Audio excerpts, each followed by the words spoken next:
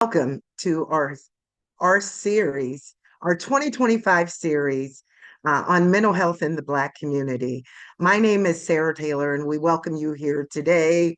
And I am going to shortly turn it over to Tiara Springer Love, who will lead you today on this day, the day that is designated to amplify peers as we look at peers and the value of lived experience. We have a room full of experts, and we welcome you here in this learning space. I first want to thank all of our sponsors, ESL, who funds our workforce development, Wilson Foundation, Mother Cabrini Foundation, Greater Rochester Health Foundation, as well as the Recast Western New York Mental Health Office of Mental Health, as well as Excellus Blue Cross Blue Shield Health Equity Grant. We thank all of our sponsors for allowing us to have, again, this annual free series. We are grateful for each and every one of you. And we want to remind you that this is not clinical services. This is education, education that we hope that you leave here with the mindset to transform systems, communities, as well as individual mindsets. Again, we're grateful for our staff from BIPOC Peak Project that are on, our leadership team, and all of our partners and our speakers and our experts that are here today. We are so excited to have Dr. Johnathon Edwards, who will be up on the stage shortly, joining us as Keynote in all of our panels and experts. I just want to just briefly mention our theme this year of the value of lived experience. What does that mean? We recognize the value of individual lived experience. We want to this year to amplify lived experience, and we believe it will advance opportunities to transform practice communities and systems and enrich as well as save lives. We know what the statistics tell us about mental health in the Black community, and we are here today for an amazing learning opportunity that we want to address perspectives of trauma, stigma, awareness, wellness. But today we are also going to amplify peers and the work and the value that peers bring to the table. And so we again welcome you here today. We know that we are going to turn the chat off. We also want to give a disclaimer that some of the information may be triggering and sensitive to some. And we want you, if you need a timeout, to take a timeout today. So, again, we thank you for joining us, all of our partners. I'm not going to be able to remain with you today. However, you are in great hands with staff aboard, as well as all the expert speakers. And I am so excited to turn it over at this time to Tiara Springer Love, who will bring up our keynote as well as lead our amazing panel. Our web team will give you information about where we are streaming on Facebook and what you can share and how you can share it from various Facebook pages. We want you to be able to share. We also have the question and answer tool. Should there be time for questions, you will be able to ask questions. So Tiara is a not just a youth advocate, she is an advocate promoting mental health wellness, centering youth and family voice from the core of her being. She is a licensed social worker, and now she is an employee for the Office of Mental Health, working to bring systems change through that lens of equity at all different levels. So I am turning it over in capable hands today that will lead the rest of the day. And please, if you don't do anything else, learn about the value of peers today and what you as an individual, as a professional, can do to amplify the peer experience as well as the peer profession, particularly in the Black community. So thank you and have a wonderful day. Thank you so much, Sarah. Thank you. And I'm so excited to be back here again for a second year.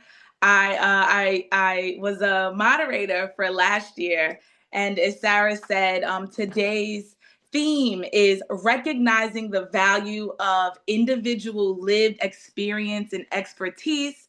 And we have a dynamite speaker who embodies this. So I'm not gonna speak too much because you all are also gonna hear me as I ask the questions to the panel. But I first met Dr. Edwards in 2023 at the NAPS conference, and I just his spirit calm, humbling, and I just knew he was someone special. As a fellow clinician and a fellow peer, I understand the importance of having individuals who have experienced the systems that we serve firsthand, and also understanding the clinical aspect. So we're going to be able to hear from Dr. Edwards. He's knowledgeable, and in addition to being a certified peer, he's also a public health professional. He has held leadership roles in developing and expanding peer support workforces, including leading the largest peer support workforce in New York City hospitals. Dr. Edwards, since 2015, has worked with New York City's Department of Health and Mental Hygiene, overseeing substance use prevention, treatment, recovery programs, guiding policy, and supporting program development. And one thing about someone who utilizes their lived experience into expertise, they're able to use that to make change happen, right? To make policy change occur.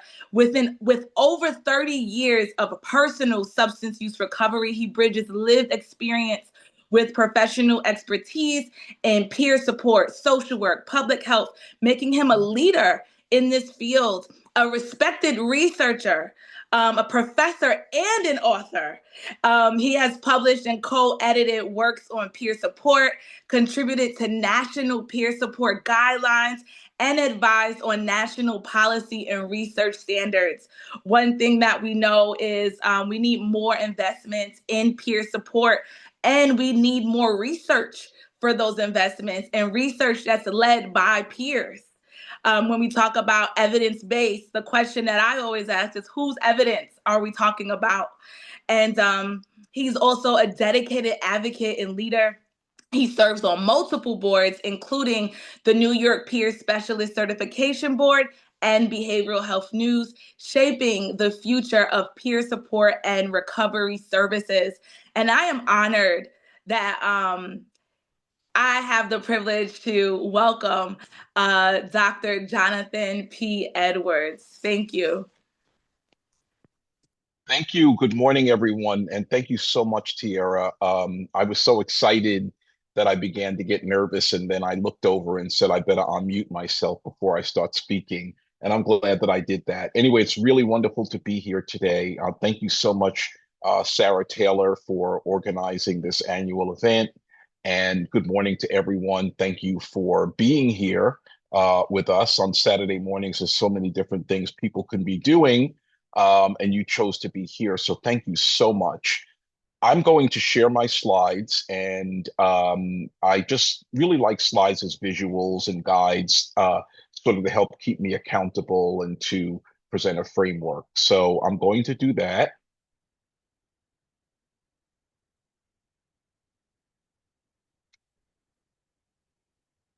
And Tiara, would you just give me a confirmation that you could see the slides? Perfect. Wonderful. Thank you so much. So I was asked and invited this morning to talk about the recognizing the value of individual lived experience and expertise, particularly the power of peer support. And I just want to first acknowledge the partners in community development for the annual Black History Month virtual series, Mental Health in the Black Community. So where do I begin? I want to begin just by giving you an overview of what I'd like to cover today, this morning, for the moments that I have to speak with you. So these are some of the highlights that I'd like to cover. The why of presence, and probably you're wondering, what does that mean, right? Peer support, a global phenomenon. That's not an overreach. Peer support is, in fact, something that is a natural support. It's not anything that ever really needed to be researched in order to validate it, but nonetheless, the research broadens it and makes it more interesting. But it has its own legitimacy. The core values and practices of peer support and the professionalization of peer support, of which I had a lot of experience. And there are successes and challenges, as there are with most other things. Then there'll be a little bit of reflection and restoration, and then a summary and a couple of resources for you. So I'm just going to start out. I show this picture of myself at 3 years old, and I show myself on the right-hand side being hooded when I received my doctorate in 2022. I actually defended my dissertation in 2020 during the pandemic, and I ended up having to present my dissertation virtually, or defend my dissertation rather. And my dissertation was on job satisfaction of peer support specialists in mental health and treatment and recovery settings. And so I was able to, as Tiara so eloquently put it, bridge my personal interest, my personal experience, my academia, and just my inner passion about the value of helping another person. So I like to show this slide first because after such a wonderful introduction, it's really, really even more important to remember the humble beginnings, right? And I like to put this quote up because at the turning point of my recovery in 2000, and that wasn't the only turning point for me, but it was a major turning point. And I found myself wondering, what am I going to do with my life? I was 39 years old. I had setback. I was dealing with a lot of depression. I worked, but I was unemployed. And what I mean by that is, I did things to earn money. I sold aromatherapy products. I did a little event planning. I did catering. But that strict 9 to 5, I didn't have one of those, and I didn't really know where the next dollar was coming from. But yet, the power above saw that I was okay, saw that I was taken care of, and for that, I'm eternally grateful. However, during that time is when I realized that getting up in the morning, making my bed, and washing the dishes were three worthy accomplishments. And at that time, I also gave myself permission to pursue long sought dreams of returning to school to complete my bachelor's degree. And as I said, I was 39, right? So if anyone is out there wondering, well, is it too late for me to go back to school? The answer is no. Eventually, my doctorate, I was able to pursue. And I always felt, even though I don't always act this way, but I always felt that it's important to express kindness and to ensure my place in the conversation, even when I didn't feel great about the world or myself. And we're in those times right now, and there's a lot that threatens our serenity and our sense of joy, and we can overcome because our ancestors overcame, and we are their legacy. So I just want to start out just by saying on the left-hand side, I'm sitting at 3 years old with a book that says The Little Engine That Could. And my mother, God bless her, she always reminded me that no matter what happened, that she felt I always had the determination to chug along, that little locomotive. And I show this picture because so many years later, I'm being hooded as a doctor. However, there was so much in between. There's a timeline that I'm not going to go into the detail of, but there's a timeline that encompasses so many experiences that led me to where I am today. And that's here being with you this Saturday morning, February 8th, during Black History Month 2025. So I'm very grateful. And I like to start from this place of saying I'm integrating both a beginning, being nurtured, being loved, and yet so many experiences in life that sort of led me astray and made me have a lot of doubt myself, doubt the world. And I still have those doubts, you know. Yesterday I was just sitting with myself and feeling a certain way. I had a little mood going on, and I said, "Oh, this is great because now tomorrow I don't have to come on the stage and act like, you know, everything is roses all the time because it's not." But the wonderful thing about recovery and peer support is that we learn that by helping others, we also support ourselves, or that by supporting others, we help ourselves. And that opportunity, just we never know when it's going to come. If we're not working in the professional workforce as a peer supporter, we find that there are many opportunities to share our experience with others and to uplift others. And as my dear colleague and friend, Dr. Sherelle Bellamy says, that we lift as we climb. So as I'm taking a step, if there's an opportunity to support someone else, that's even better, that's even richer. So these are my humble beginnings, and these are sort of 2 points in my life that I like to reference as I'm moving into this discussion on peer support and its value. So I entitled this A Global Phenomenon, and the reason I do that is the first history that I learned about the origins of peer support is represented by the upper left hand image. Okay. And it is Eurocentric. It is a depiction of um, patients, as they were called at the time, or inmates, uh, or the insane, all right, and being unshackled at Bicêtre Hospital in Paris in the late 18th century. And this is the story of Pinel and Poussin. One was a psychiatrist, the other was a former patient who was then turned superintendent. And the significance of this image is that the history that is sort of told alongside this states that it was noticed that when the shackles were removed from individuals, that they naturally began to help one another, began to support one another, to talk with one another. And, you know, over the years, I've become less convinced by this painting because it's only a mere representation of the global phenomenon of peer support. And, you know, most of our learnings do emanate from like a Eurocentric perspective. And so this does have significance, but it's not the be all and end all, right? So I do like to show it because this is when I first learned about the origins of peer support and the advent of moral treatment, which is not always so moral. And I think it's a very rich representation of liberation turned to power and strength. However, next to that, we have peer support that is much more contemporary and much more relatable.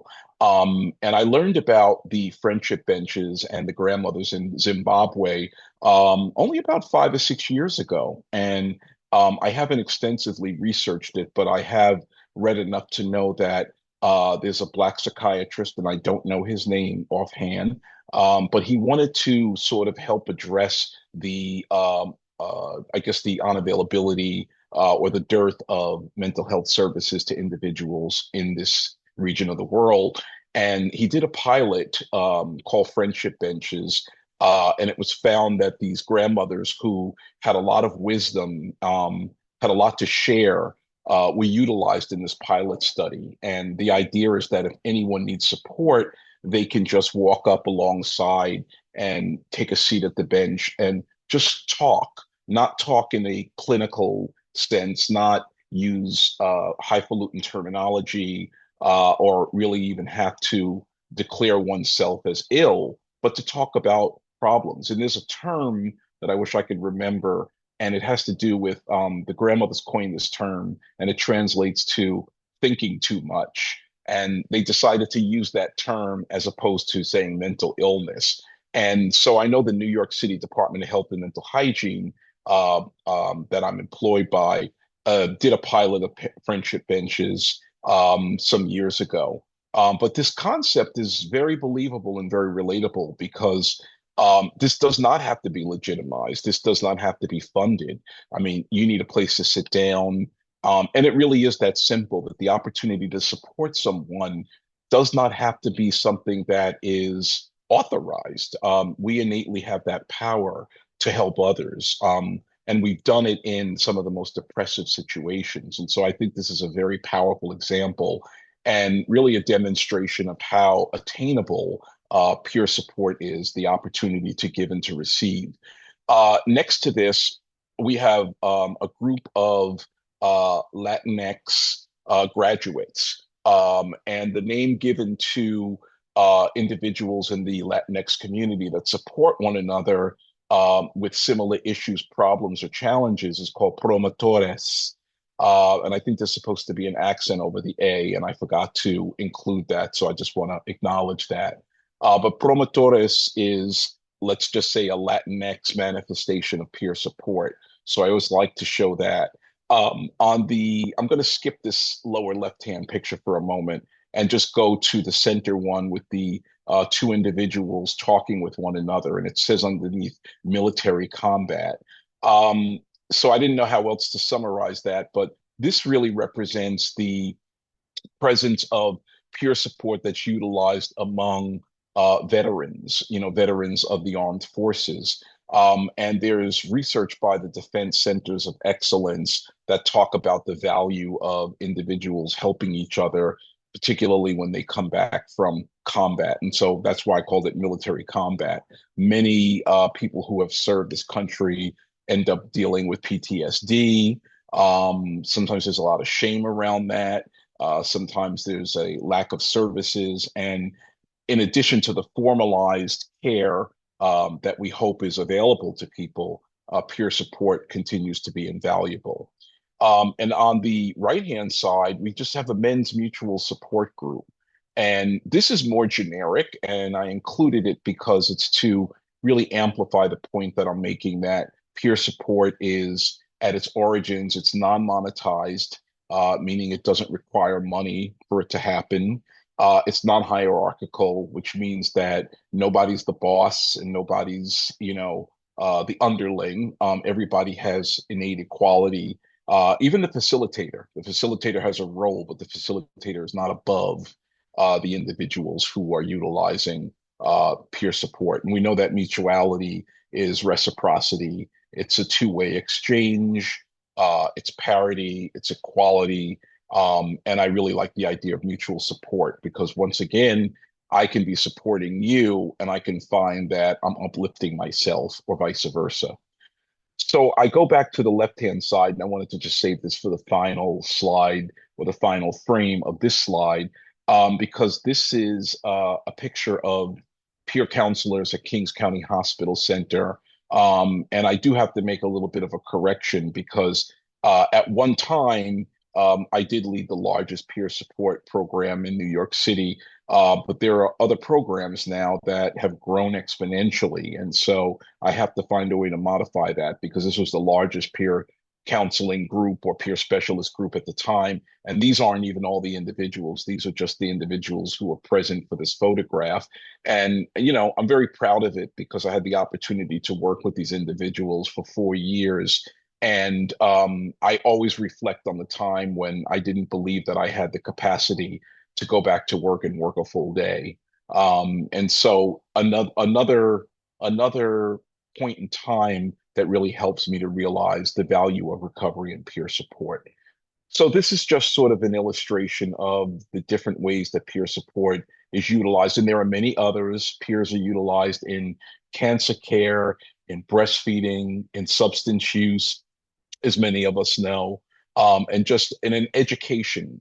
Peer support is a huge model in education, and it's usually upper class, as they call them, upperclassmen, like seniors and juniors mentoring sophomore and freshmen. So it has more of a educational application. So Tiara mentioned that we met at the National Association of Peer Specialists Conference in 2023. I think that was in Norfolk, Virginia. It was really a great time. And NAPS is over 20 years old. I had the opportunity to serve on their board for 4 years as a member at large. And during that time, I had the opportunity to help expand what was originally developed in 2013, and those were the National Practice Guidelines for Peer Support Specialists. So we looked at the fact that many supervisors were not really aware of the core values of peer support. So I work in a organization. I am a psychologist or a social worker or a program director, and I have assigned to me staff under the name of peer, but I don't really know anything about them, what they do. I don't know anything about peer support practice. And therefore, I'm not really aware of the core values. And so, what we did in 2019 was to expand the National Practice Guidelines for Peer Support Specialists to include those also for supervisors. And what that allowed us to do was to parse out the responsibilities or the role that the supervisor plays in supporting each of these values as demonstrated in the work of a peer specialist. So just to sort of run through some of these very quickly, we always begin with the fact that peer support is voluntary. It's not a mandated service. It's not required. It's something that should always be optional and elected or elective. And when we look at the practice or the behavior that one employs in demonstrating what peer support being voluntary means, it means that we're supporting choice, all right? Voluntary as in choice. The second one is that peer supporters are hopeful. So, the practice is to share hope. Number three, peer supporters are open-minded. So the practice is to withhold judgment about others. Four, peer supporters are empathic. So that means that we listen with emotional sensitivity. And I'll jump down to number 10, peer support is strengths focused. So we tend to look at what's strong, not what's wrong. And then finally, number 12, peer support is person driven. So we focus on the person and not the problems. And these may look like very simple tenets, but they're very rich. And it's very important that working with others, we understand the power of these concepts and how to operationalize them. Many of us are supervisors, or we know people who are supervisors. And it's really important to be able to support the peer specialist in employing these traditions. This is cited beneath as the National Association of Peer Supporters. This is the 2019, this comes from the 2019 version. And this you can find easily online if you just type in National Practice Guidelines for Peer Support or Peer Specialists. So I'm just going to leave these up for a moment if anybody wants to take a screenshot or just sort of reflect on these. And I would say that they're underutilized because I know many of my own peers aren't really aware of these. And I think oftentimes in the workforce, when peer specialists are hired, they're not really amply equipped with the knowledge and the history of the tradition of the work that they're doing. So this is an opportunity to really promote that, yes, we do have values, we do have standards, and they are published. So because my experience with peer support is based largely on the professionalization, not those examples that we saw a few slides earlier, where people can just come together, they can meet on a bench, they could sit over coffee and talk. This is now talking about formalized peer support in the work setting. And with that comes an array of successes and challenges. So it's important to look at both sides because there truly are pros and cons. So, for example, one of the successes of professionalization of peer support is that there is a recognition of lived experience in engaging and supporting participants. And participants is what we refer to individuals who are utilizing the services as opposed to patient or client.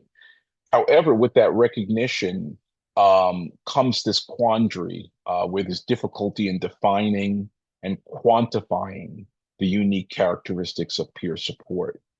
So one of the things that the system in which many of us work is accountable for doing is to be able to count and amount and to measure units of service how we're engaging with individuals and what that looks like and how much it costs. So yes, there are rates, reimbursement rates for peer support, particularly on the substance use side.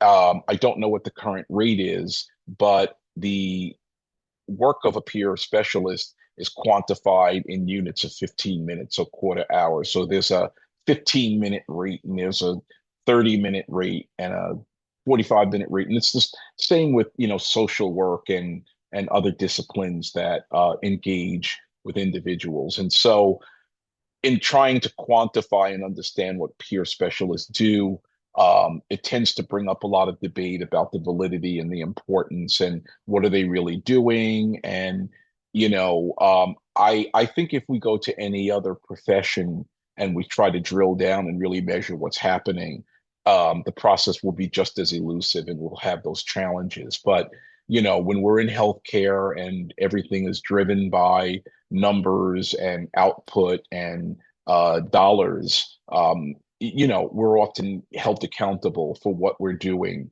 And with that becomes that difficulty to define and quantify the unique characteristics of peer support. Another success is that at this point, the certified workforce of peer specialists is estimated to be more than 80,000. And certification among peer support specialists enables a mechanism to bill Medicaid for services. And although all states have not successfully implemented that, the infrastructure is there for that to happen. But the challenge that comes along with that is because the compliance or the adherence to regulations that Medicaid sets forth inevitably threatens the integrity of peer support values in order to comply with Medicaid requirements. One of those is, and this is sort of in the process of being changed as we speak, is that when CMS first issued guidance in 2007 about the professionalization of peer support workers, they stated that the supervisor has to be a qualified mental health or a competent mental health worker. And that was interpreted by many, if not all of the states, as a licensed professional. And so this is an opportunity to say that peer support is not a licensed profession, and it is certified, however. So what happened with that is supervisors were typically non-peer, or at least people who were not openly practicing through a lens of lived experience, which then set a ceiling for the professional growth and development of peer specialists, because you couldn't really become a supervisor. That's, you may get that functional job title internally, but you never really legitimized as a supervisor because supervisors were seen as only licensed professionals. And in order to bill Medicaid, most states interpret it as we need to have someone who has a license. So that does something to the profession. It sort of sets this glass ceiling. And it also does not allow, as I said earlier, for career growth of the peer specialist. But this is being challenged and changed as we speak. Another success that I'll talk about, and the last one I'll talk about, are that specific job tasks are identified and operationalized, which means that there's a really good job description. And that's one of the challenges that most organizations have when they hire peer specialists, is that there's not a really good job description and the tasks are not clearly outlined. But given that this is in place, what then happens is that the engagement or the interactions that peer specialists have with participants, it's perceived as contrived and scripted rather than authentic. Okay, so in other words, if you are following the job description and you're following guidelines, that your interaction is not as authentic as it might be as if you were just having a conversation on a friendship bench. So, these are some of the ongoing challenges that we continually try to reconcile in the workforce. And I just wanted to show this because this is about the power of peers. And in order to really embrace our power, we also really need to understand the challenges. There are many more successes and challenges, but these are the three that I thought that I would touch on today. So we're moving into wrapping up because I think I had 20 minutes and I know there's going to be Q&A and I don't even have any idea how long I've been speaking already, but I call this reflection and restoration because it's an opportunity to sort of try to bring together many of the things that I talked about and their meaning and restoration as a point of coming back to a state of fullness. And so I just thought I wanted to wrap this up by coming up with something that might be easy to remember. And some of you may already see what that is. But I wanted to just name four aspects that I think are important in understanding and practicing peer support. And the first one is that it's really important to believe in yourself, to believe in others, and to believe and value the imperfection of others, that none of us are perfect. And, oftentimes we offer our best. So know that you are worthy and that you belong and that you have value to others and to the universe.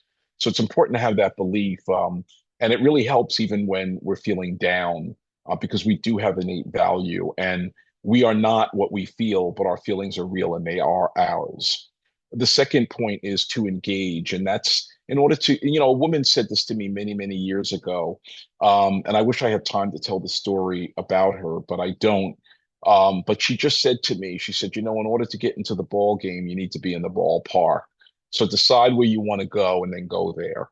So, showing up, many of us hear that showing up and the importance of it. And oftentimes we want to show up based on how we feel.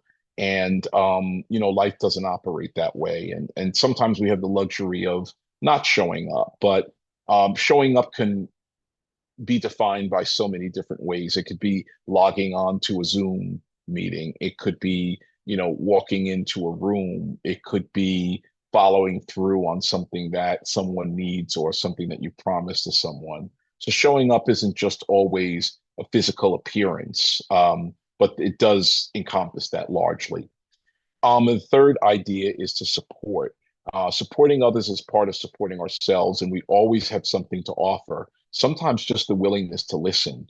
So with peer support, one of the wonderful things is that it's not always about what we say, but that we are there. We're there to witness. We're there to accompany. We're there to offer support, and support needn't be verbal all the time. And then lastly, trust. Allowing ourselves to receive support is not the same as blind faith. And personal responsibility and trust are not mutually exclusive. So my trusting you and listening to you doesn't mean that what you're saying is gospel and that you tell me what to do and I'll do it and it's going to work out well. So it just means that when we seek support and when we offer support, we still hold personal responsibility to ultimately make our own decision. And I hear a little doorbell, which means I probably have to wrap up. The bottom line here is that I can remember these concepts by thinking of the word best, BEST, believe, engage, support, and trust. And I believe you'll get these slides, so you'll be able to have this. And then lastly, here are some resources. It speaks for itself, the Peer Specialist Pocket resource for mental health and substance use services. Then we also have the wisdom from peer support specialists and supervisors. And I'm not going to describe these resources because I know my time is running out. And then here is something from SAMHSA, and it's what are recovery support services. And lastly, this resource, and I'll be very transparent, it's not available online yet, but it was something that was put together by a small group of us, including the late Celia Brown, who's a pioneer and forerunner of the peer support world. And it's called Looking Back, Moving Forward, and it's a BIPOC mental wellness guide. So it has a lot of resources. It was curated and put together with a small grant from Columbia University School of Social Work. And we're trying to find a place to house it so that people can access it easily. Here is contact information for me. And I always say there's the alphabet soup that follows my name. Sometimes I'm reluctant to put my credentials there, but then I say, why not? If there could be many other designations after my name. even those that might say, he's no longer with us. So I am here. I am alive. I'm grateful. I hope that you got something out of what I spoke about today. It's really a wonderful privilege and opportunity to be here and to be part of this event. And I'm really looking forward to hearing the other speakers and the panelists and answering any questions that I'm able to. But please take my information, and I set up this email especially for correspondence in the area of recovery and peer support and some of the other consulting work that I do. So thank you so much. And thank you, Tiara, for the great introduction and for helping me to feel welcome. And I'm just grateful that I've gotten to the point where I don't have to look at notes in order to speak. I'll always be far from perfect, and that's a beautiful thing, but I don't have to be scripted. I can just show up and be authentic from the heart, as each of you can. So thank you so much. Have a wonderful day and happy Black History Month. Wow. Wow. Wow. Thank you so much, Dr. Edwards. It was impactful. It was concise. It was potent, right? Like you said a lot. Like I was over here just taking notes. I love when you specifically shared people who practice and they're clinically, they're non-openly practicing through the lens of peer.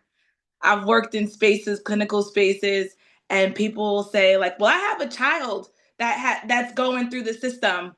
And it's like you do, but right now in this moment, you're wearing the hat of clinician, not the hat of parent. And you're coming from the lens of clinician. So I appreciate that language. Best, believe, engage, support, trust. I will definitely remember that acronym. And next week we'll be talking about youth peer support.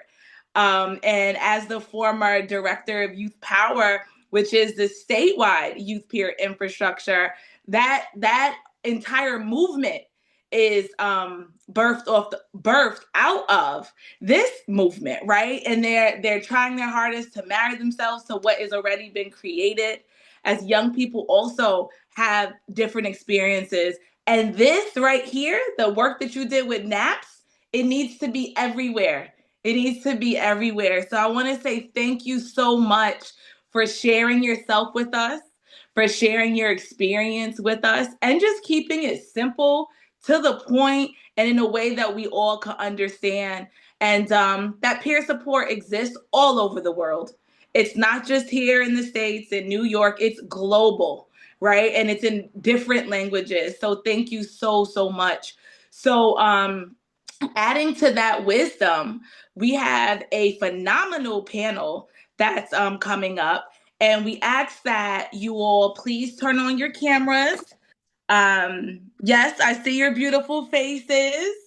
And we're going to start out with just some brief introductions. I'm just going to ask you one question. I ask that you keep your responses to 3 to 4 minutes. So if you have a timer, set your timers.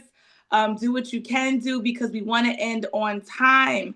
So thank you all for showing up, for showing out for community. And happy Black History Month, as Dr. Edwards stated. So our first panelist today is Essence Jones.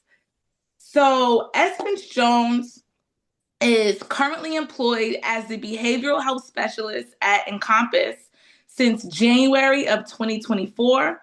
Over the last year at Encompass, Essence has focused on promoting appropriate behavioral health services, and personal growth to youth across Montgomery. And Johnathon has, Dr. Edwards, I'm sorry. Dr. Edwards has done an amazing job at setting the tone as what peer support is, what lived expertise is. In essence, I would just like to know from you, as a behavior health specialist working alongside Black youth, as an ally and trusted adult support, what are we missing related to creating safe and brave spaces for youth and giving them the tools to support each other?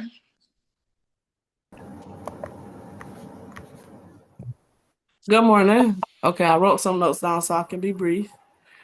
Okay, so I think before entering these spaces or having the intention of creating them, we must release judgment or bias. I think that's the first step. On what we believe is going to be effective in these spaces. The way that we believe that youth connect can sometimes be used or viewed as unorthodox, but in most settings it's just the organic way for them.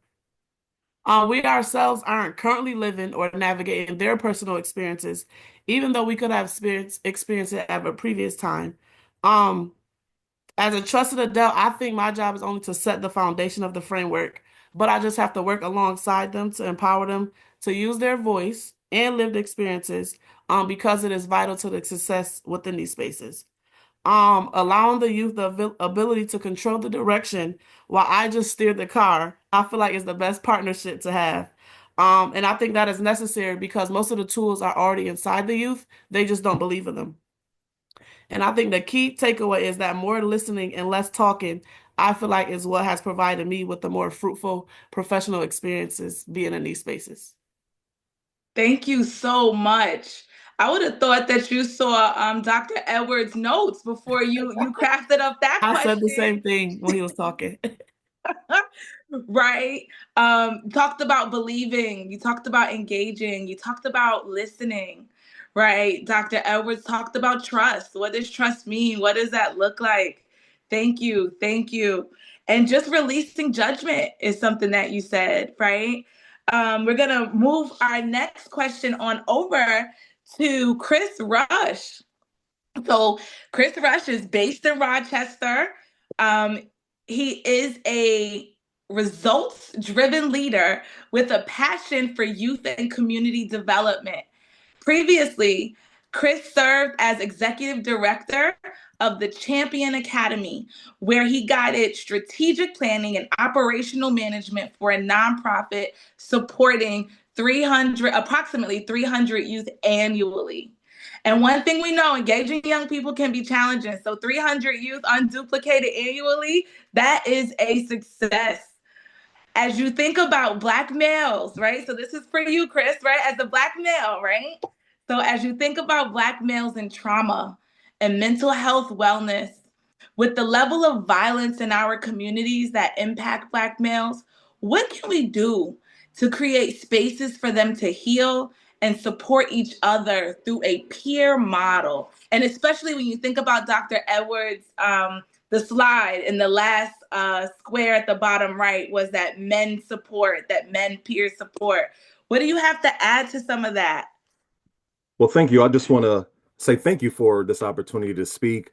I'm very proud of Sarah and BIPOC Peak for putting this together for Black History Month and even including me in this conversation. I'm fairly newer to the nonprofit space, so I'm just excited that people like to hear my passion when I talk about Black mental health and specifically with our youth.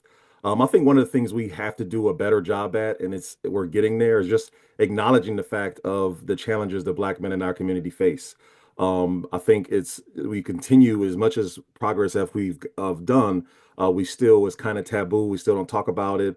So even in my own network, a lot of times I hear about challenges other men have faced, and it might be too late, or they're already, are experiencing challenges that maybe if we could have discussed it ahead of time, they would have had a different outcome. Also, think investing in events such as this, where we can discuss mental health, and then inviting men to be a part of the conversation, like this event has done, and seeing the amount of sponsors in our community who have invested in mental health and are sponsoring this event. I think we need more of that, and I think that's a really great. One of the things I really want to highlight is being able to encourage connection between men of color to discuss these challenges. It's very difficult to support Black men in healing if Black men aren't present and at these tables of support. So the first thing that you should do if you want to create a space for Black men to address these challenges is make sure Black men are there. Also, being intentional about the unique challenges that men face, specifically men of color. Um, Black men, a lot of times we lump them into one group, but they have so many different identities. They Mhm. have different thoughts. They might have similar traumas, but it has impacted them differently.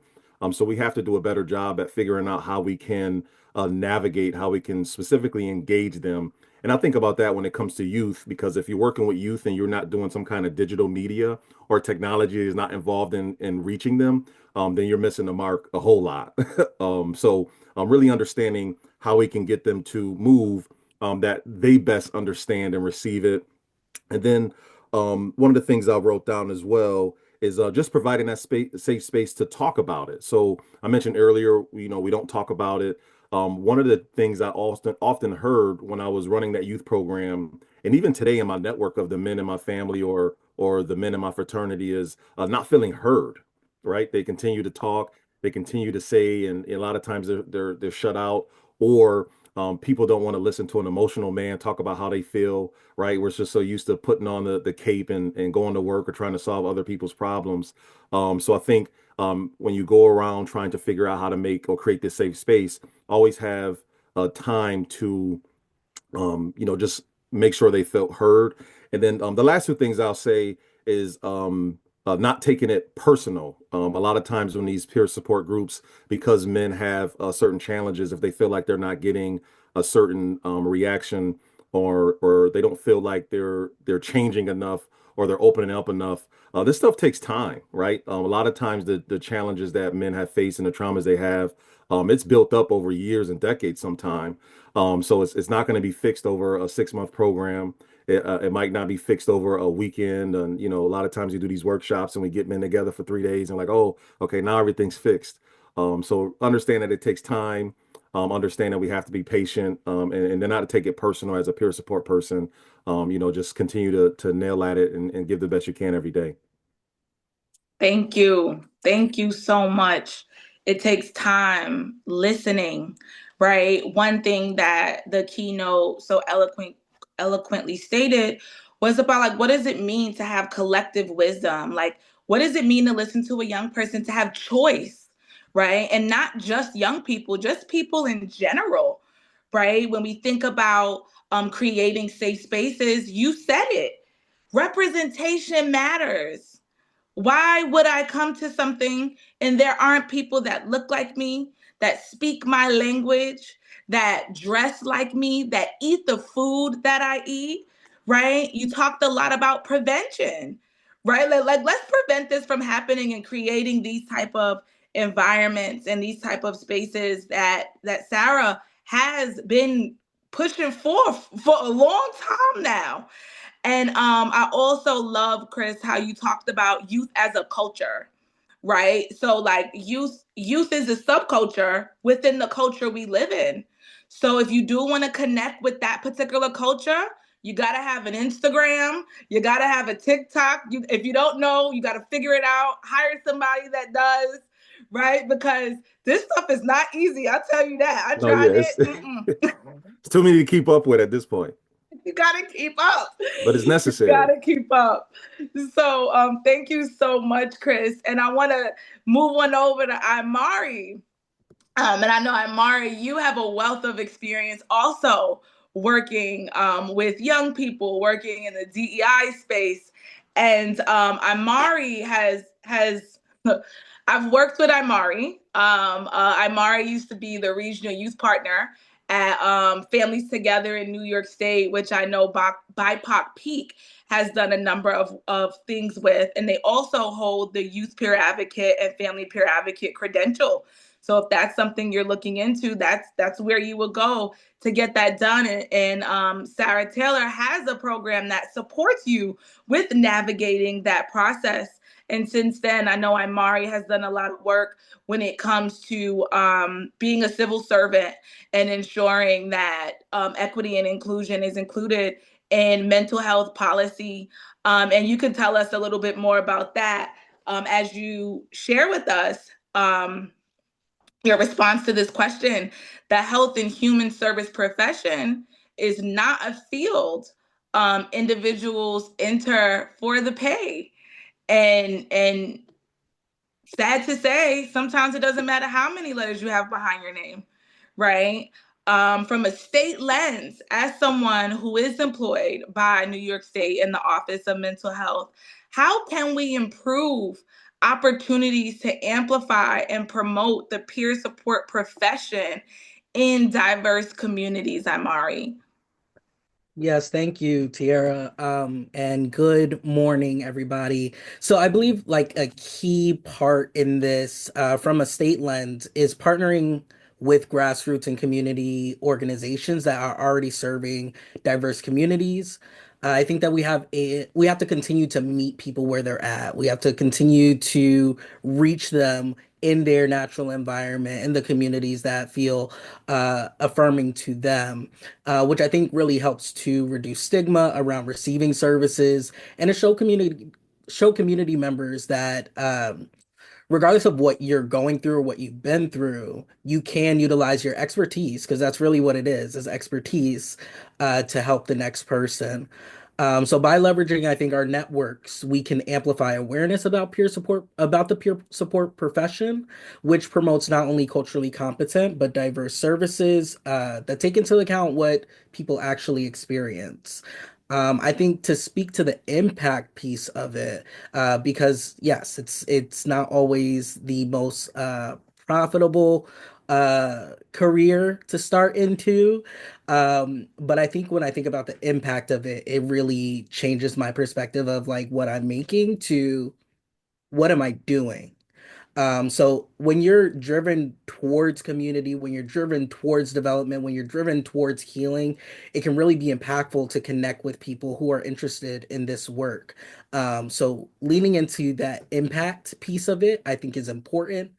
Um, and also just being intentional and strategic about how you're sharing uh, any opportunity to join the peer workforce.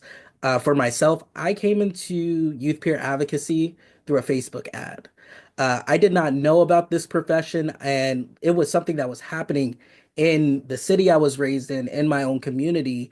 Families Together was right across the street from one of my apartments at one point. And I didn't know that so much was happening that I could have been involved in if it wasn't for that Facebook post. And that introduction really brought me into what my passion is, which is advocacy. So being strategic about how you're sharing ads I'm gonna always say, just meet people where they're at. So if you want to reach diverse communities, you have to have some diverse strategies. Thank you, Imari. Thank you so much. Connecting with those grassroots organizations, right? Some grassroots organizations may not have the infrastructure. However, we can collaborate. We can work within those non-traditional wellness programs. Not clinical work and clinical support is not for everyone. In the keynote, it stated, right? Sometimes peer support in its integrity, it at its core, is not about money, right? It's not about profit. It's one person helping another person and community helping and supporting community, and that means sharing resources and doing things maybe a little different than you would have normally done it. So thank you so much, Imari. Um, Jasmine's our next panelist, and Jasmine believes purpose, people help. People in any way possible is to my amazing son. And I'm just reading your bio, okay? You're an analyst at Rochester Gas and Electric, so RG&E. And additionally, you are the founder of Painting for Purpose, a small business where you serve as a certified therapeutic art life coach. So you've been open and transparent about your own mental health struggles. And with your transparency, how have you been able to help other peers who may be ashamed or shy or not sure how to share, even in a strategic way? Well, thank you, Tiara. And first I want to thank Sarah for giving me again this opportunity to be on a platform with such amazing individuals throughout this entire series. Speaking about transparency and how to help other people who may feel ashamed, I'll have to be honest and be transparent in this moment and say, like, I have been ashamed for so long, and I was ashamed for so long for the struggles that I silently went through. And to be honest with you guys, because I want to give a little bit of background, right? I'm 33 years old. I can say almost half my life, I've suffered from depression and anxiety, right? And it was like a silent battle. I always thought that it was just me. Like, why me? That was like, oh, I'm so alone, right? And that kind of made me go into a period of isolation, which doubled down and put me in an even deeper place. So now, you know, being transparent, I'm an open book. So if you don't know me and you've had a conversation, you're gonna know so much. People are like, you share so much so quick. I really truly believe that this is my, remember you said my purpose is people, right? That's my God's given purpose. I have learned that my trials and tribulations, my struggles are not for me. I've come to the understanding that, again, I'm a God-fearing woman. He put me through these things, again, not for myself, but he knows that I'm going to go through them, get through them, and then be able to talk to it to other people and let them know you're going to get through it. You're not doing this alone, right? So, I'm trying to stay on track too, because I could talk all day, because I feel like that's a professional thing I do. But, speaking about my struggles, I learned that in my thoughts of feeling like I'm the only one, everybody feels like that until you hear somebody else say, I'm going through this, I'm going through that. And then now that resonates with you. And now you feel confident. And now you feel like, okay, I don't have to be ashamed because it's not just me. You start feeling ashamed when you think it's just you, or when you start feeling like it's alone. So transparency is when we can start healing. That is when we can start breaking those chains of isolation. So I've learned that when you share your truth, you're able to create a space for others to also share their truth. That in itself is therapeutic. Sometimes it's just as simple as listening, reminding somebody that your pain is not your weakness. It doesn't make you weak. Your struggle is not a sign of failure. Your struggle is actually where you're going to learn the most. I often tell people what I had to learn for myself, because I often thought the opposite. But you are not broken. You are not less than. Your story is not over. There have been periods of time in my life where suicidal thoughts were daily. Like the hope was so far away. I used to wake up every day like, I don't want to be here. How can I not be here? Try to figure out ways to not be ashamed, because suicide for me, I'm God fearing. I told you guys, so that's a sin in itself. So even having those thoughts, I was ashamed to even think like that. But it was the reality. Like, I'm tired. So just again coming to the realization, God, how my, and Dr. Edwards talked about a turning point. I had to take a little bit of notes. He talked about a turning point. My turning point was I overdosed. So I'm giving you guys some raw transparency, but I had an overdose. That day, it was not intentional. It was just a day that I was tired. I did not want to feel anything, so I self-medicated with anything I could find. My body was not ready for that. I don't do drugs, so it was like, hold on, what are you doing? But it was a God-given moment. He actually allowed me in that moment to remember. So I died. They had to hit me with Narcan twice. Didn't wake up. Had to pump me with oxygen. And I woke up. But during that process, a lot of people, one, never have that experience. But I had that experience, and God allowed me to remember it in the moment. I remember it being in a place where, like in the movies, where it's just like all black. And I'm like, I hear people talking. Later on, I realized those were EMTs. Those Yeah. were officers. I'm like, who talking? But Yeah. again, just remembering that was God. He Yep. woke me up. And in that moment, he said, no, honey, you're not done. Your life is not over. So when I tell people this story, I want them to know that I saw a point where I could not see myself. I didn't see a light at the end of the tunnel. I didn't see I'm like, what is my purpose? Why am I here? This is my purpose. My People. purpose, yeah, is to heal other people. It's to let you know and because you saying I'm going through life. I'm going through it. You going through it. That means you're coming out. You're going in one way, but You're gonna believe come me, out on the other you're coming side. out. You're Yeah. going through it. So for me, I always try to live by encouraging through faith, Mm-hmm. and community and therapy. We need it, right? So as Black women and Black And I men, do need you to wrap up just a I'm little about bit, to wrap it okay? up. And I knew I had to put some notes because I'll be talking. But let me just wrap it up real quick. So it's important for us to talk about it because in our community, it's a taboo. We feel like it's not that serious. Pray it away. You're going to be strong. You're going to get through it. But you can't get through what you can't acknowledge. You can't, confront something that you can't can't acknowledge it. How you gonna get through it? Somebody said to me yesterday, in order to heal it, you have to feel it. You gotta And feel it that and was get for through it. me. Yeah. Yep. So thank you so much, You're Jasmine. I welcome. really love everything you had to say. Thank you, Right? Like, you Tiara. can only support people if you open your mouth, right? That's pretty much what you're saying. People don't know you need help if you don't say it, and then keep talking until you find that person that you connect with. That you resonate Keep with. talking until you find that person that their message resonates with you. So thank you so much for your transparency, Jasmine. And you are a walking miracle. So next we have Rosie. So Rosie is a manager and counselor with Dumas Rise Providers. And Rosie has worked at the Buffalo Urban League, Beacon Center Inc., and Alba de Vida, engaging participants living with mental health and substance use disorders. So Rosie, I think I saw you 3 days in a row now, maybe 4 Yes. days in a row, right? It's okay. I love it.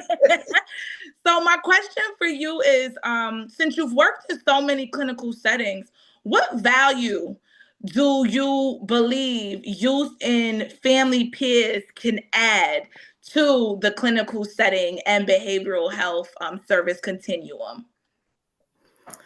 So thank you, Tiara, and also thank you, Sarah, for allowing me this opportunity to speak. And the panelists have been great, and the speaker was awesome.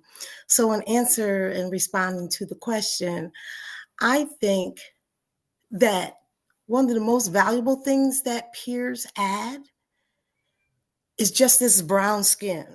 That's the first thing.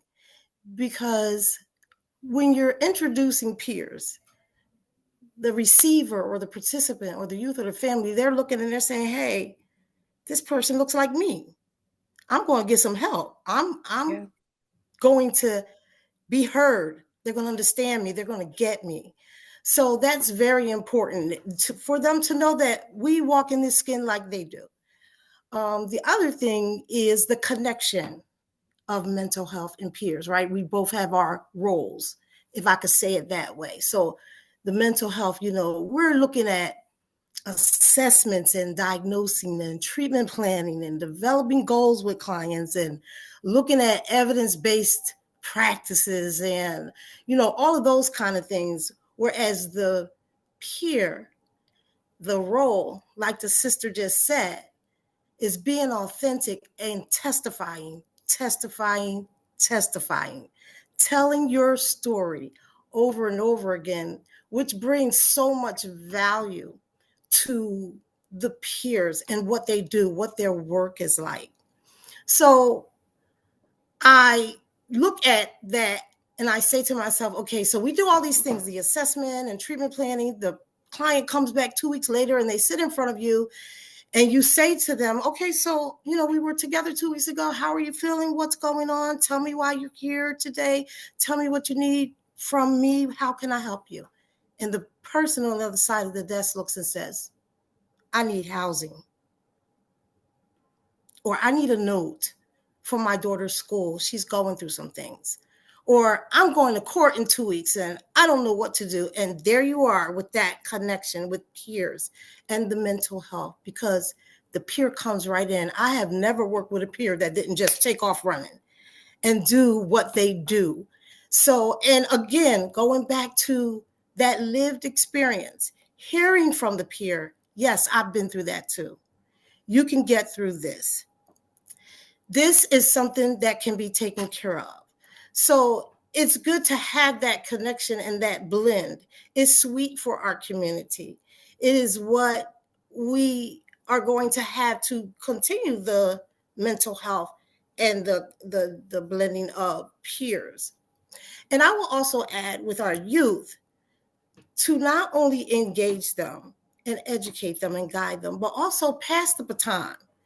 Sometimes we hold on to things for so long that they do not get an opportunity to share their story, to talk about their trauma, their, issues, their mental health. So yes, that's what I see in these various clinical atmospheres, that there is still this great bond between peers and the mental health professionals, and not just mental health professionals, but the doctors, social workers, whomever you're connected to. As far as services, that peer brings that value, the beautiful brown skin and just their testimony, their lived experience. Thank you so much, Rosie. I just think everybody read Dr. Edwards' slides before this because, right? Like we have value. We just have innate value, right? Is what he stated. And you're saying the same exact thing. You are worthy because you exist. Yes. Right? He said Yes. the peer support movement and profession has values. He said we have standards and we are published, right? So we're not just in clinical settings, just talking to people and trying to bring an uprising, right? If it's not called for, at least, right? So Right. it's like teaching people about their voice and how to use it in a way where they can also get help. And sometimes that person might help you more than you think you even helping them, right? So even thinking about yourself and what your own healing journey looks like. So thank you so much, Rosie, and talking about how peers have a role. They have a role, right? You would not step on the toes of the nurse and you wouldn't step on the toes of the psychiatrist, and you should not step on the toes of the peer advocate who's in that space, because we all respect each other and we stay in our lane. And if you want to come in my lane for a little bit, use your indicator and we're going to figure that out. What does that look like? But you got to go back in your lane if that's the case, right? So we're going to transition over to Mona Lisa. Mona Lisa, you were here last year. So I'm glad to see you again. I know you also have been doing some phenomenal work on the Recast Project. I believe you're on the coalition and you're doing some work with the non-traditional wellness work. I'm like, wait, let me stick to the bio they gave me, right? So none of that is on here. And you're just an amazing advocate, right? All around. You're devoted over 7 years to best self behavioral health, where your work embodies compassion, resilience, and a deep commitment to serving others. Your journey began as a peer specialist with the Recovery Connection Substance Use Disorder mobile team. And I know your work has since, like, I see you everywhere. I see you everywhere. I saw you, you're in Buffalo. I saw you in Albany. I see you on Zoom. So as a fierce advocate, you already know this, right? There's proven evidence about the value and the significance that peers have in recovery spaces. How do we increase opportunities to increase Black peers in the recovery community? Because sometimes people feel like that's not for me, right? Jasmine spoke about it, right? Like, oh, we don't do that. Or that's another culture's drug. That's not our drug, right? Meanwhile, we're suffering in silence and we're like, we don't go in those spaces. So how do we increase those opportunities for Black peers to have their faces out there? Because we out here. We are out here sharing our stories, trying to connect. So tell us, Mona Lisa. All righty. Thank you. First of all, I want to say good morning. Tiara, I love your energy. It's on, right? I want to say thank you again, Sarah Taylor, and to the BIPOC Peak Project for having me on here. I don't take this lightly because I'm truly honored to be here as a peer advocate and be a part of this powerful conversation on Black mental health. Because see, our mental health matters, okay? And just our Black community, our stories, our lived and our living experiences, all of that matters. And together, things like this, we're breaking barriers, we're building each other up, and we're creating spaces for healing and hope. So again, thank you. Now to answer your question, I believe increasing opportunities for Black peers in the recovery community, it requires intentional. And again, I say it again, intentional investment, systemic change, and community empowerment. Now, how we make this happen? First, we got to expand the funding and the workforce development. We have to advocate for the designated funding within state and federal behavioral health budgets to support training, certification, career advancement opportunities for the Black peers. This includes scholarships, mentorship programs, and paid internship pathways. We have to strengthen recruitment and outreach. Many individuals in recovery, many Black individuals in recovery are not even aware of these peer roles. One of the other panelists spoke to that. If it wouldn't have been for a Facebook post, he lived right across the street from families together. I ain't gonna tell his story, but listen, didn't even know it existed. Okay. So again, we have to make sure that they're aware of these peer roles, that they see it as a viable career path. Okay. Because us as Black individuals, life be life. So, and I know it's not important, but seeing that, hey, not only can I, make a money to take care and, to take care of myself or my family, but also I find purpose in it. You know what I'm saying? That you will find it, as you continue down this pathway. We have to do outreach. And it can't be in the traditional places. I don't know about the fair downtown. So the mental health fair, you got to go to my churches. That's where we're at. We're in churches. We're in HBCUs. Go to the Black colleges. Again, go there. Tell them about the peer role because it matters. Community centers, our grassroots organizations. And that's how we bring more Black voices into the fields. We have to address the structural barriers. Okay, so there's systemic barriers such as stigma. We always got background checks. I don't believe another person should get another background check since I'm not gonna go there since the highest man. Please don't. Please Okay, don't. right. But again, background checks, right? Okay, background checks. A lot of times, a fear of what our background checks will bring up. Again, that's what make appear. You knew I came with a background. The cost to earn your credentials often limit Black participation in peer work. Again, we must push for equitable hiring practices and alternative pathways to certifications and policies that honor our lived and living experiences as a form of expertise, okay? And then we have to promote leadership and representation. Black peers need to be in leadership roles where they can influence policy and programming. We need to be on the advisory board. We need to be when you're making the policy, not when you want us to implement it, but right at the very beginning. It need to be more mentorship pipelines. We need advocacy platforms that ensures that the Black peers shape the systems that we serve. Because without our voice, you'll have a policy and it really doesn't reflect our community and Black peers. So I believe that's my answer to the question. Because I'll go on, so I'm gonna wrap it up. Right, there we go. Right? Like that was awesome. That was awesome. And as I am looking at the time, right? Like, so Mona Lisa, you said so much. And the reason why I know who you are is because you make sure you're known. You make sure if there's not a room for you at the table, you're coming to the table, right? And everything that you all said is just so profound. Background checks, what does that mean? How is that an inadvertent barrier to the work that you're asking me to do? And sometimes the work that we do pushes those people in leadership who have always gone with the status quo to then challenge their leadership on such things, and us not just sticking. That's what it means to be an ally, right? And also you talked about going to faith-based organizations, right? Going to the churches, going to the mosque, right? Like we are everywhere, right? Like Black and brown folks aren't just at church. We're also at the park.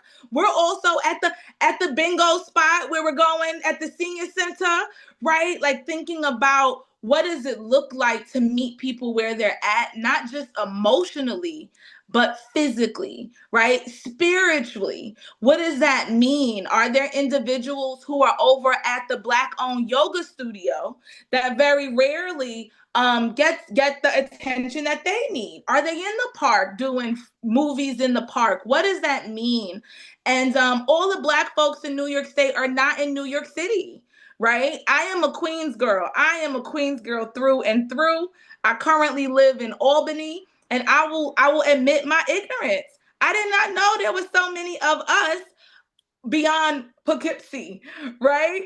And as I am working from a statewide perspective, I'm learning more and more about the challenges that Black and brown people have across New York State, because they are different to unique to our community, right?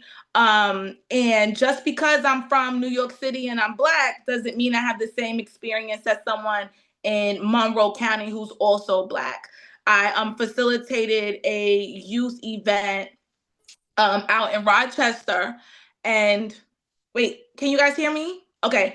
I facilitated a youth event out in Rochester a few years ago. And the young people who came out talked about the violence in schools. And they talked about the lack of resources because programs don't want to come to the school as a result of there being such violence. And there are so many other questions that I have here to ask you all. However, I do want to respect the time of the event, and I want us to end and wrap this up. And I'm going to go around because just as Dr. Edwards gave us a couple of words, just a word to sit with, right? I want you all to think about this Black History Month as it relates to lived experience and us utilizing our own mental health journeys and supporting and helping our communities. What is one word you want our audience to leave with as it relates to supporting mental health and mental wellness in the Black community? So I'm gonna let you all sit with that. Just sit with it for a little bit. And this go round, I'm gonna go from the bottom up from the panelists. So we're gonna start with you, Mona Lisa. What is one word that you want the community and the people watching to leave with? Love. And so it all begins with love. And I'm just learning that it's a self-love. So I'm gonna stop, as you said, one word, but love and the abundance of it. Operate out of the abundance of love, because that's Love. love. I'm gonna stop with love. Right? Love. We are Love. operating from love, self-love, just love. Rosie. Mona probably took all of ours, but I'm going to say heal. Heal. Yes. Heal. Yes. Jasmine. Oh man, you want one word? You already know as if I One word. One word, Jasmine. Empathy. Empathy. Empathy. Yep. Empathy. Look at you. That was amazing. Empathy. Not just sympathy, empathy. Utilizing your own experience to support somebody else. Empathy. Imari. Embrace. Embrace. This Black History Month. Embrace as it comes to our mental wellness. Chris. I'm going to say loud. I think during this political climate, we have to be loud and proud about our ethnicities, our heritage. I think there's too many systems trying to silence Black people. So if I had to say one word towards our mental health and how it's going to get us there, we have to be loud about the things that we need change. We need to be loud in our support for each other and our love for each other. We have to be loud about how Black we are. We have to be loud, loud, loud. Loud. Say it loud. I am Black and I am proud, right? And essence. What's that one word you got for us today, this Black History Month, as it relates to the audience watching and our Black mental wellness? I think I'm gonna go with the word endurance. In this mental health process and healing, like endurance, we can't quit at the first sign of trouble. So I think I'm gonna say endurance. Endurance. Endurance. And I just want to add to this, right? Because I'm just feeling this. I'm gonna just add gratitude. Gratitude.